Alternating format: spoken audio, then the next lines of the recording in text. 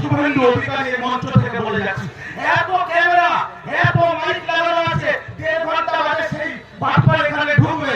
আমি পরিষ্কার বলে যাচ্ছি, এই বাংলার সব থেকে বড় রেজিস্টার চোর, প্রতিষ্ঠিত তোলাবাজের নাম শুভেন্দু অধিকারী। নারদা সারদা কাণ্ডে যে দল করে সেই দল ইন্ডিয়া সিবিআইকে দিয়ে নাম ঢুকিয়ে রেখেছে। দেখেননি টিভির পর্দায় টাওয়ালে মুড়িয়ে টাকা দিচ্ছে, এখন মঞ্চে এসে শহীদ বেদিতে মাল্যদান করে বলবে আমি সততার প্রতীক। ঠিক না ভুল? এত মা বোনেরা এখানে আছে, আজকে গ্রামের মানুষ মমতা ব্যানার্জি একটাই কথা বলেছেন, ভুলতে পারি নিজের নাম, ভুলবো না কোনো নন্দীগ্রাম। এমন কোন মানুষ নন্দীগ্রামে যার বাড়িতে মমতা ব্যানার্জি কোনো না কোনো প্রকল্পের ছোঁয়া লাগেন। এই যে আমার মায়েরা আছে, মায়েরা আপনারা লক্ষ্মীর ভান্ডার পান তো? কিছু মায়েরা যারা আছেন এখানে তারা বার্ধক্য ভাতা পান তো?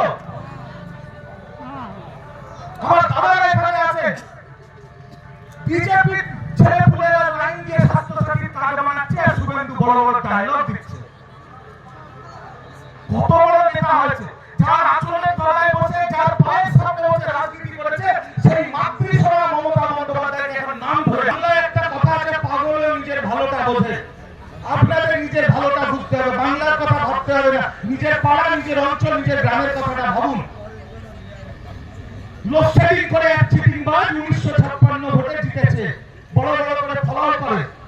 মনে রাখবেন, একমাত্র ভারতবর্ষের সাবজুডিস এমএলএর নাম শুভেন্দু অধিকারী, এখনো ওর বিরুদ্ধে কেস আছে যে লোডশেডিং করে চিটিংবাজি করে জিতেছে। কিন্তু এবার যাতে চিটিংবাজি করে, লোডশেডিং করে, ফেরেবাজি করে ওরা জিততে পারে, তার দায়িত্ব নন্দীগ্রামের মানুষকে নিতে হবে। কি নন্দীগ্রাম নেবেন তো? গদ্দার মুখে কারুর বাড়িতে 200 টাকা, কারুর বাড়িতে 500 টাকা, কারুর বাড়িতে 5000 টাকা মাসে ওষুধ লাগে, তাই তো?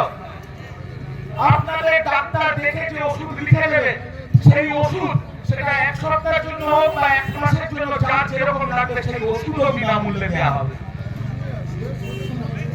এটা সাংসদ অভিষেক বন্দ্যোপাধ্যায়ের নন্দীগ্রামের মানুষ তাকে ফোন করেছিল, তাকে বলেছে আমরা চাই এরকম, আমরা বঞ্চিত। তাদের নন্দীগ্রামের মানুষের ডাকে সাড়া দিয়ে সাংসদ অভিষেক বন্দ্যোপাধ্যায় এই ক্যাম্প আপনাদের জন্য করে দিচ্ছে। দয়া করে আপনারা এসে সেই ক্যাম্পে সুযোগ নিন। আর শুভেন্দু অধিকারী এমন নির্লজ্জ ব্যক্তি, বলছে ওই ক্যাম্পে গেলে আপনাকে বড়ি খাইয়ে দেবে, জন্ম নিয়ন্ত্রণ বড়ি খাইয়ে দেবে, এইসব কথা বলছে। মানে তার কেটে গেছে বহুদিন, মাথায় দোষ এসে গেছে বহুদিন। আমি এই মঞ্চ থেকে যদি আমি জানি অনেক বিজেপি নেতারা আছে, ক্যাডাররা আছে, কর্মচারীরা আছে যারা আমার বক্তব্য শুনছে, আমি তাদের এই পবিত্র মঞ্চ থেকে অনুরোধ করব যে আপনারা ঘুরে ঘুরে চাঁদা তুলুন, চাঁদা তুলে আপনাদের দাদার ইলেকট্রিক শক দিয়ে ট্রিটমেন্ট করানোর মাথা ঠিক নেই। ওকে সভ্য সমাজে এইভাবে ছেড়ে রাখা খুব বিপজ্জনক। এই যে এভাবে শহীদ বেদিতে মাল্যদান করতে এসে কাউকে সামলে দিতে পারে, একে এইভাবে ছেড়ে রাখা যায় না। আর আমি এই মঞ্চ থেকে ওই দাদাকেও বলবো যে যদি আপনার মনে হয় আপনি সপরিবারে সেবা করে আসুন, আপনার চিকিৎসা আমরা করে দেব। দেখুন, নন্দীগ্রামের মানুষকে বোকা বানিয়ে এক বাটপার লোডশেডিং করে এই শহীদ যারা নিজেদের আত্মবলিদান দিয়েছেন নন্দীগ্রামের মাটির জন্য, তাদের লাশের ওপর দাঁড়িয়ে এখন বিধায়ক হয়েছে, বিরোধী দলনেতা হয়েছে।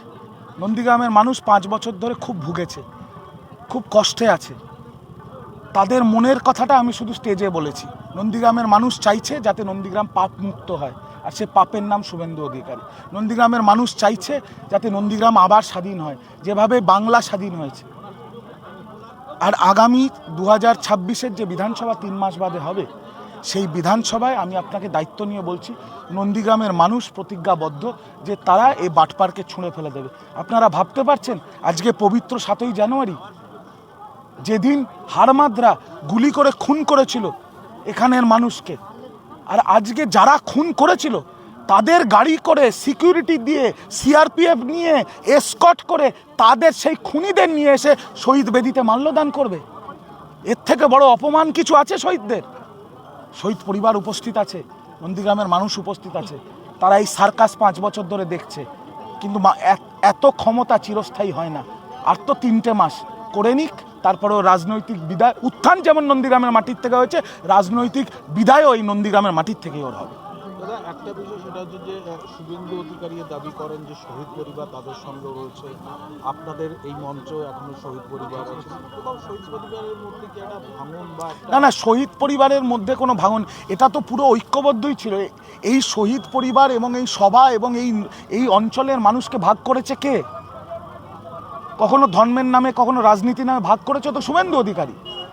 আজকে যে শহীদ বেদিটা, এই যে আমাদের ভূমি উচ্ছেদ কমিটির সভাপতি আছেন, প্রতিরোধ কমিটির সভাপতি আছেন এখানে শেখ সুফিয়ান সাহেব, উনিও তো মঞ্চে বললেন যে শহীদ বেদির জন্য টাকা দিয়েছে মহাশ্বেতাদেব, যে শহীদ বেদির জন্য সুফিয়ান সাহেব টাকা তুলে দিয়েছে যখন তিনি তৃণমূলের নেতা ছিলেন, সে এখন বলছে ওই শহীদ বেদি তার পৈতৃক সম্পত্তি।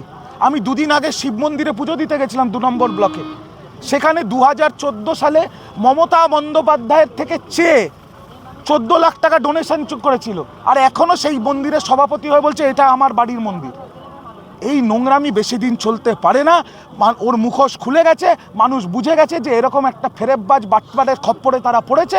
মানুষ গণতান্ত্রিকভাবে জবাব দেবে এবং তাকে মানে দল বল সমেত বিদায় দেবে নন্দীগ্রামের মাটির থেকে। দাদা আরেকটা বিষয়, আপনি সেবাশ্রয় প্রকল্প থেকে কি কি সুবিধা পাবে সেটা দেখলাম।